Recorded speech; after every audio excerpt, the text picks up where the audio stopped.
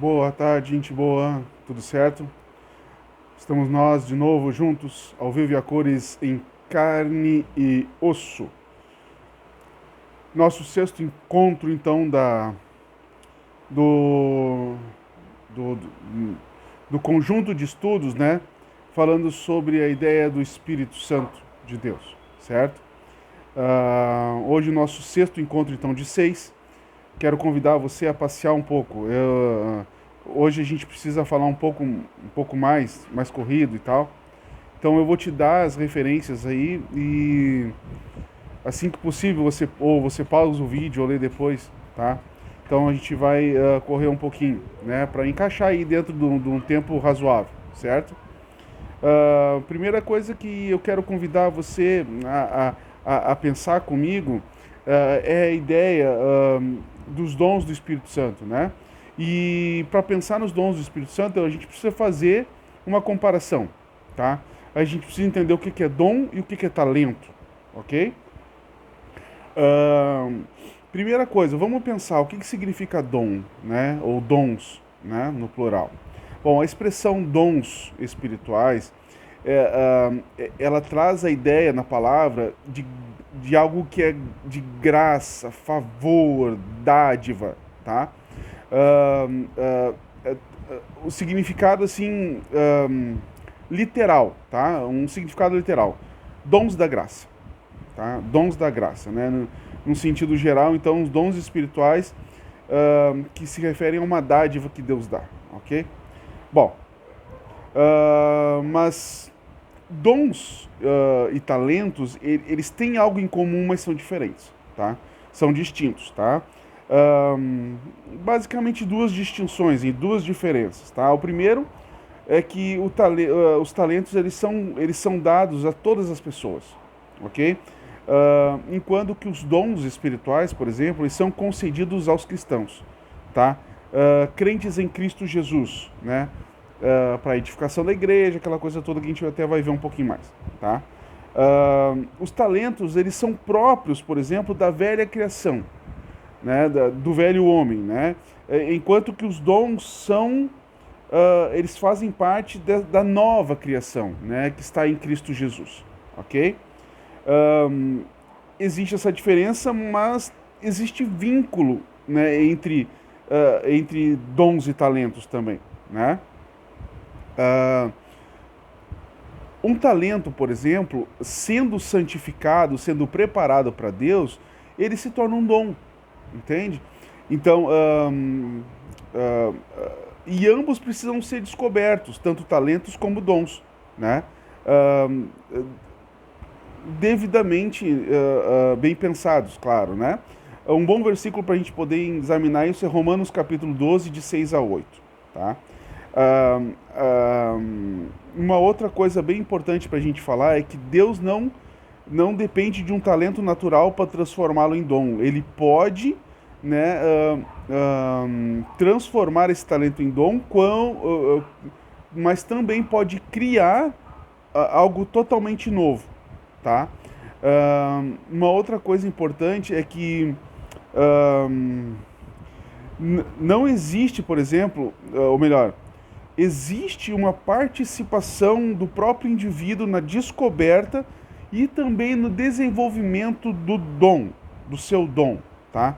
Então, o dom, quando Deus dá um dom a uma pessoa, ele não capacita essa pessoa de uma forma imposta, certo? Sem que o cristão tenha o desejo de ter esse dom ou de buscar ter esse dom, tá?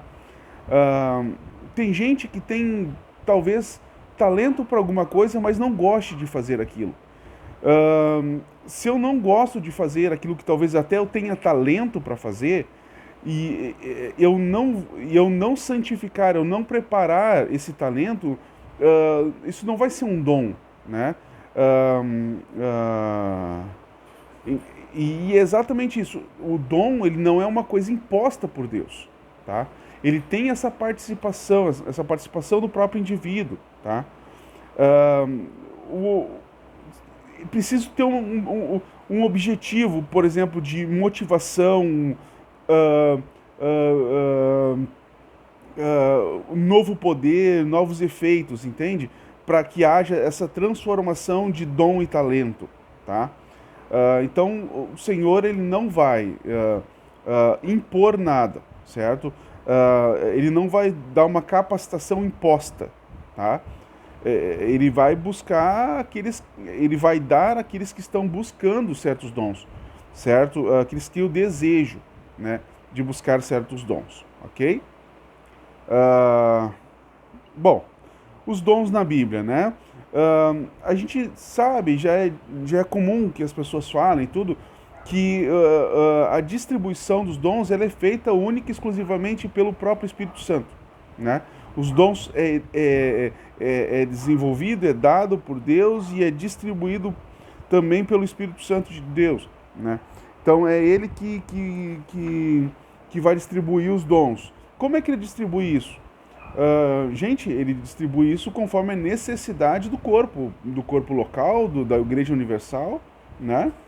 A gente pode ver isso em 1 Coríntios capítulo 12.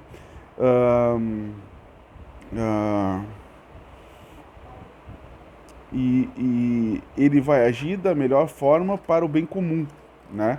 Então, a ideia dos dons é sempre servir os outros, edificação da igreja, né? Não é simplesmente a minha escolha, né?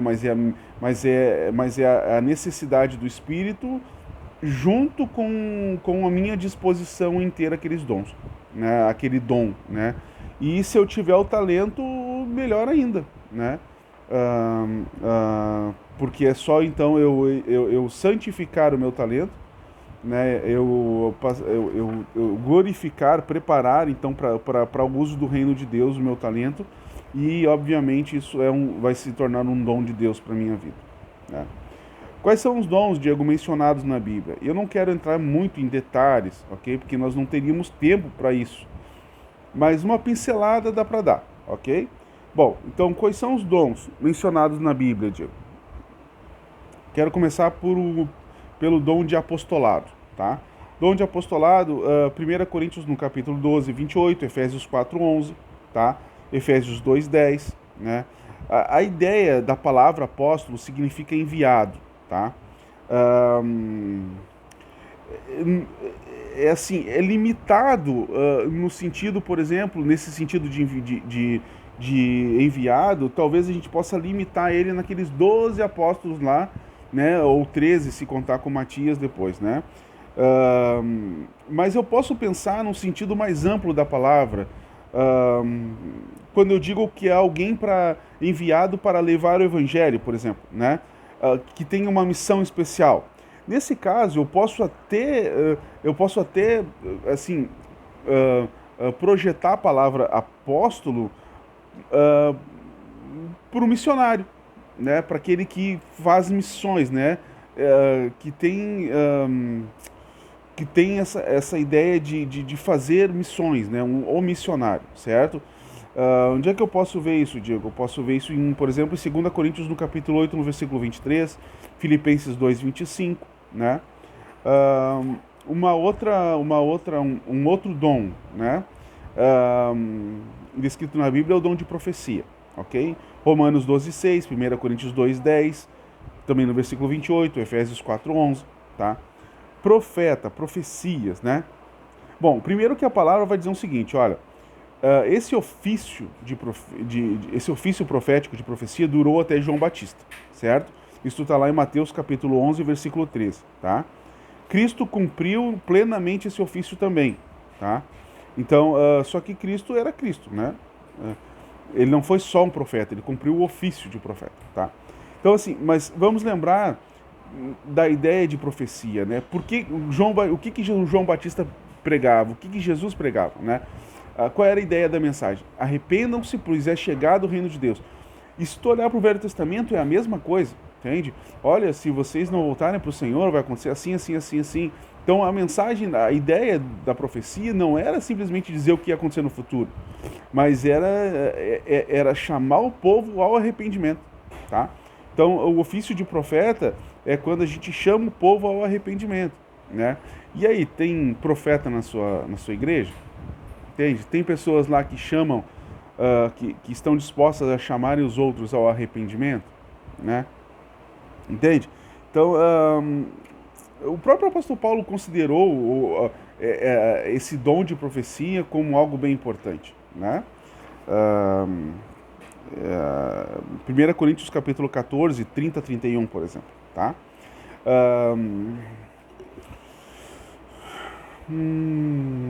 Evangelista, um outro dom, tá? O que é, Diego, um evangelista, né? Evangelista, por exemplo, a gente pode definir, né, a partir de Atos 21:8, 2 Timóteo 4:5, Efésios 4:11, que é aquele dom, aquela pessoa que tem o dom de uma pregação evangelística, né? Ou seja, que sempre a ênfase da sua pregação, né, da sua mensagem, gira em torno do conteúdo salvífico, ok? Do evangelho, claro, né? É daquilo que salva a pessoa, né? Atos 8:35, por exemplo, tá? Dom, né? De palavra de sabedoria, de palavra de conhecimento, mestre, né? É complicado achar, de fato, alguma distinção muito forte entre palavra de sabedoria e palavra de conhecimento, tá? O que a gente pode, por exemplo, falar sobre palavra de sabedoria é, é uma palavra sábia em circunstâncias especiais, tá? Que dê solução a um impasse, ok? Lucas 21:15, né? Tiago 1:5, Colossenses 2:3, né? Que vai dizer também que ele busca essa ideia, né, por causa dos tesouros de sabedorias que estão em Cristo, né? Então vamos dizer que traz aquela ideia, né, que é uma palavra sábia, né, em circunstâncias especiais, né, que traz uma luz, que traz uma solução a um impasse, tá? Agora, a palavra de conhecimento, de repente a gente consegue entender que é uma compreensão inteligente, tá? Dos princípios e fatos do próprio cristianismo, tá? Que traz luz a essas coisas, certo? O dom de mestre, né? Efésios 4:11 de novo, né? A capacidade de ensinar. Ensinar o que, Diego? Ensinar 1+1? Não. Ensinar as verdades do evangelho, né? Gente, essa ideia, palavra de sabedoria, palavra de conhecimento, mestre, ela está muito, assim, muito relacionada ao ofício pastoral, tá? Mas é só o pastor que tem isso? Não, mas está muito relacionado ao ofício pastoral, tá?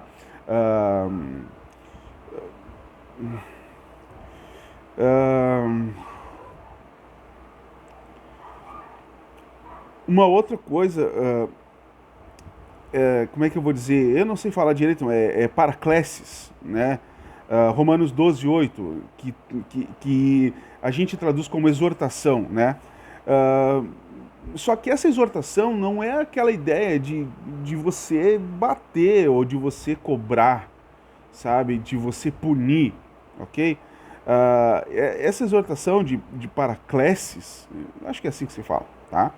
Ela traz a ideia de encorajamento, ela visa dar ânimo, né? Ela visa trazer conforto, consolo, com base na própria escritura, né? O profeta cristão desempenha esse papel, certo?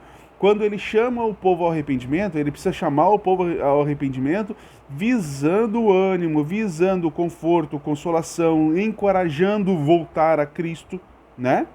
1 Coríntios capítulo 14, versículo 3, Romanos 12:8, tá? Esse é um ofício também muito direto, assim, muito relacionado diretamente ao ofício pastoral, ok? E fundamentalmente, tá? E fundamentalmente ao ministério de aconselhamento. Fundamentalmente, tá? Um outro dom de repartir, por exemplo, né? 2 Coríntios no capítulo 8, de 1 a 5. A gente vai ver ali os crentes da Macedônia, né? Então é a capacidade espiritual de dar liberalmente, né? De compartilhar aquilo que tem de uma forma muito desprendida, certo? Muito... eu acho que essa é a palavra certa, desprendimento, né? Tá? Traz a ideia de uma contribuição sistemática, proporcional, tá? Então não é aquela coisa que eu vou ter que dar, que eu compartilho, eu dou tudo aquilo que eu tenho e fico sem nada. Não, tá? Se a gente parar, por exemplo, Atos 1, foi uma coisa que começou ali, mas a gente não vê ao longo da história da igreja a mesma coisa, tá? Porque talvez não houvesse necessidade disso. Então as pessoas compartilhavam o que tinham, né? Não necessariamente vendendo, por exemplo, os seus terrenos ou coisas parecidas, ok? Tá, então é um dom de repartir, né? Dom de liderança, né? Dom de liderança ou presidência, né? Algumas palavras trazem a tradução de presidência ou de governo, mas liderança reflete muito melhor a ideia, tá? 1 Tessalonicenses 5,12, 1 Timóteo 5,17, né? Esse é um dom a ser buscado, né? Principalmente por aqueles que estão à frente, por exemplo, da própria igreja, né? Como pastores, né? Como a liderança em geral, certo? Se eu ou você fizermos parte da liderança das nossas igrejas locais, é necessário que a gente ore e peça a Deus a capacidade, o dom de liderança, tá? O dom de saber lidar com pessoas, né? E aí, gente, olha só, Deus não precisa dar também isso, né? Como se fosse assim, ele joga um balde de liderança em você, você está repleto de liderança. Não, ele também vai te dar meios de estudo para desenvolver a sua liderança, ok? Tá? Se isso é um talento seu, né, então santifique isso para o Senhor e ele usará no reino e isso se tornará um dom para você e o Espírito Santo vai distribuir ou vai usar esse dom conforme a necessidade dele, né? Dom de misericórdia e de socorro. O que é dom de misericórdia e de socorro? O que é misericórdia? Misericórdia vem da ideia de participar da miséria do outro, tá? Então é quando eu na prática participo da miséria do meu irmão, da necessidade do meu irmão, quando eu alcanço ele em misericórdia, né? Seja essa necessidade alguma coisa física, alguma coisa emocional, espiritual, né? Em qualquer necessidade, ok? Então, o dom de misericórdia e de socorro. Atos 9, de 36 a 39, né? É o dar ajuda na prática, né? Na prática. Um outro dom que é dado pelo Espírito Santo é a fé, certo? Gente, o dom da fé não é a mesma fé da salvação, a fé salvífica, tá? Traz uma outra ideia de fé, uma convicção, uma confiança na ação poderosa de Deus, ok? Então você transmite essa confiança, você transmite essa convicção na ação de Deus, tá? E isso é poderosíssimo. Marcos capítulo 11, no versículo 24, nós vamos ver exemplo disso também, Mateus 21, 21, né? Que vai falar que a fé remove montanhas e remover montanhas, na ideia judaica lá, era realmente resolver problemas, né? Milagres e curas, né?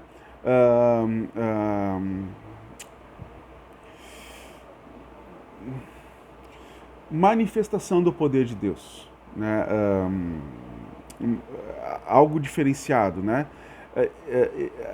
Claro que esse assunto é muito amplo, ok? Ele é muito amplo, ele precisa ter o propósito do milagre, precisa ter uma série de coisas, tá? Mas o que a gente pode dizer é que esse dom existe, ok? E também, quando a gente fala de milagres e curas, a gente sempre associa alguma coisa à doença, a físico, né? Tem muita gente precisando ser sarada nas suas emoções, saradas na sua vida espiritual. Tem gente que não consegue perdoar, tem gente que não consegue enxergar Deus como pai, tem gente que, né, que tem um problema físico realmente, né? Ah, e Deus vai determinar cada dom, né, conforme a ideia do seu milagre, da maneira que ele achar que deve, né? Então, não adianta a gente tentar entrar muito especificamente, que tem muito pano para manga se a gente for falar especificamente sobre isso, tá? Mas vai trazer essa ideia. A gente vai ver isso em Atos 2:43, Atos 3 de 6 a 10, né? A gente vai ver em Atos 2:22, Hebreus 2:4, certo? Um outro dom que é chamado de discernimento dos espíritos, né? 1 Tessalonicenses 5, de 20 a 21, 1 João 4, de 1 a 3, tá? Então, discernimento dos espíritos, línguas e interpretação, né? De 1 Coríntios capítulo 14, tá? Então, esses são alguns dons descritos na Bíblia. Talvez existam outros, assim, que não cabem agora, né? Mas existem. Então eu peço para você, ou melhor, falo para você a mesma coisa que o apóstolo Paulo falou. Busque com diligência cada um o seu dom, tá? Para que você seja usado no poder de Deus para a edificação da igreja, certo? Servindo uns aos outros, tá? Espero poder ter trazido alguma clareza para você e desejo que Deus te abençoe e guarde você em nome de Jesus Cristo. Compartilhe nosso canal, crescendo em sabedoria e graça. Em nome de Jesus, até mais.